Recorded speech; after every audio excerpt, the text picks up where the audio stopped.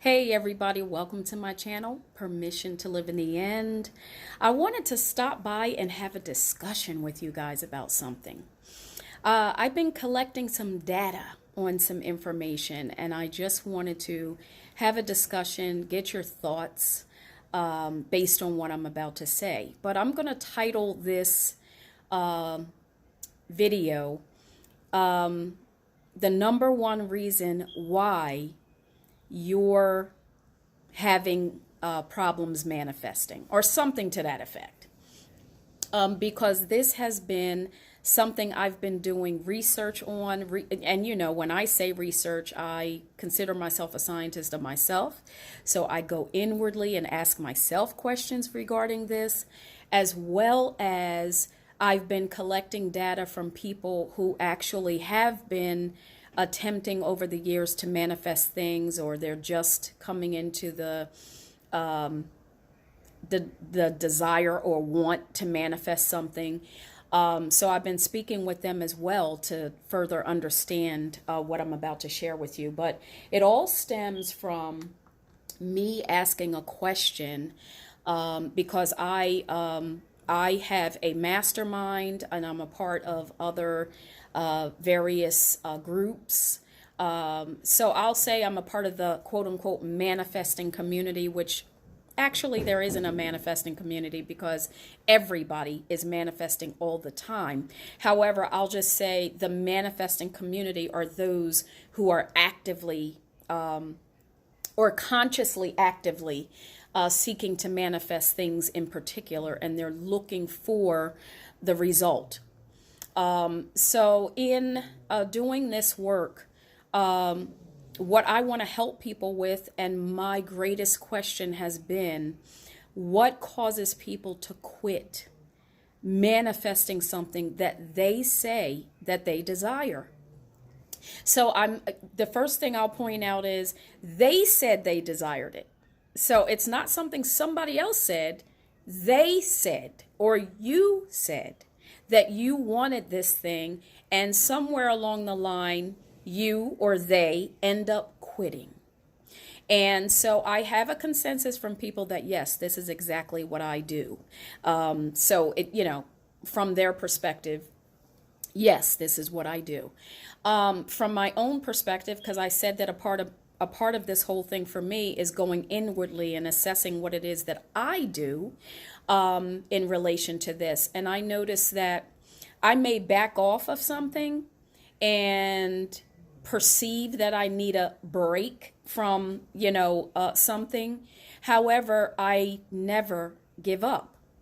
And I couldn't put my finger on what I was doing differently besides, I'll just say I could not put my finger on what I was doing differently. However, in continuing to ask the question, and I know that, and I not only know, but I know from experience, which means I know, that what I'm about to share is true. Or, when I put out a question, I get an answer. That's what I know.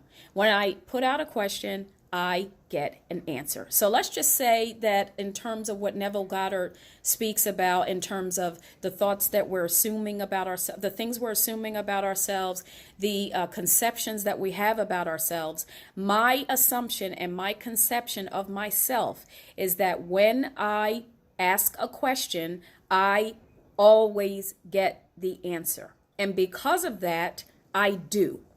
So let's just say that. So I put out this question, why do people quit?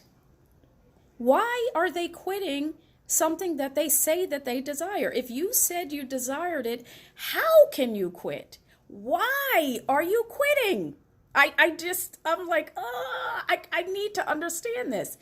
And the answer came in the form of a quote, and I can't find it verbatim as Neville wrote it, but this is what Neville said. Here came the answer.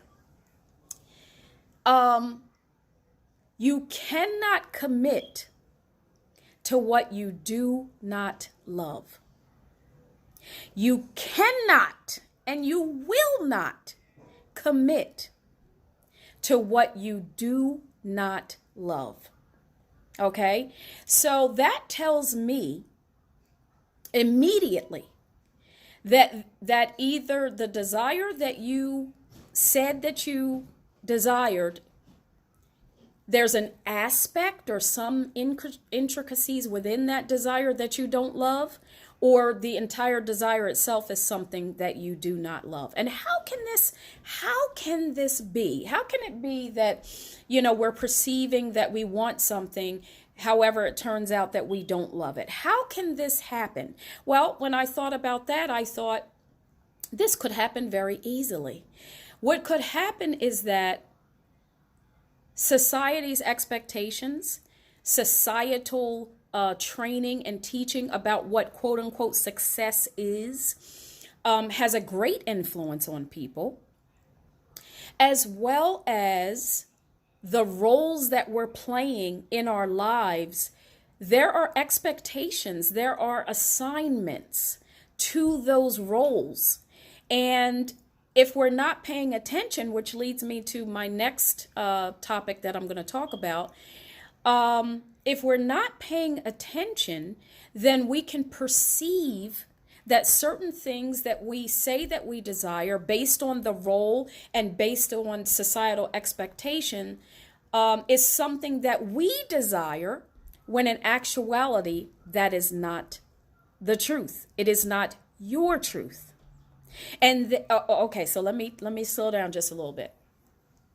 So what that led me to next, and what people have said to me in the past couple of days, that I'm like, I love that you're saying this to me because it helps me further in my data collection. I talked about being consciously aware of, whatever role you may be in, and that role is deciding and dictating and causing the assumptions and conceptions we have, but it's based on a role, not you, the individual, and society and all of that.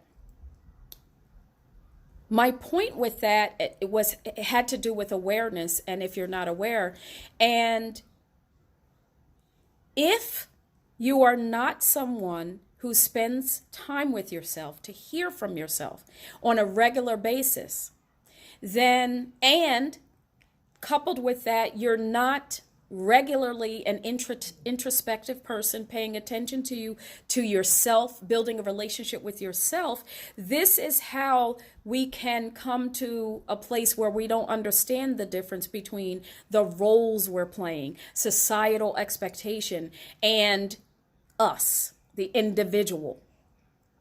So if we don't have that understanding, and this is something that came from a couple of people that I was talking to, they said, but Lisa, there's a level of self-awareness that a person has to be willing to participate in to know this information. And I said, oh my goodness, yes, there's a level of awareness. So it all comes full circle back to what Neville said. And I'll ask this question: how can you know what you love in order to commit to something? Because Neville said you cannot commit to what you do not love. How can you know what you love if you don't have a relationship with yourself? And then I was doing a Facebook Live interview. I was being interviewed yesterday, and I saw in the comments that someone said, now we can spend time with ourselves. Now that this space that we're in is causing people to have to stay inside and spend more time, this person said, oh, now we can do this. We can go inside. And that is true. However, my first thought was, wait a minute, you weren't doing this entire time? You weren't on a regular basis spending time with yourself? This is something I carve out on a regular basis. I would say all day, every day. It is a part of my lifestyle. It's a part of my state of being. But now I'm understanding that I can't take for granted that that's something everybody does. And I understand that now. However, when she said what she said, I was like, now we can. This isn't something you're doing on a regular basis. So anyway, I'm going to bring all this full circle.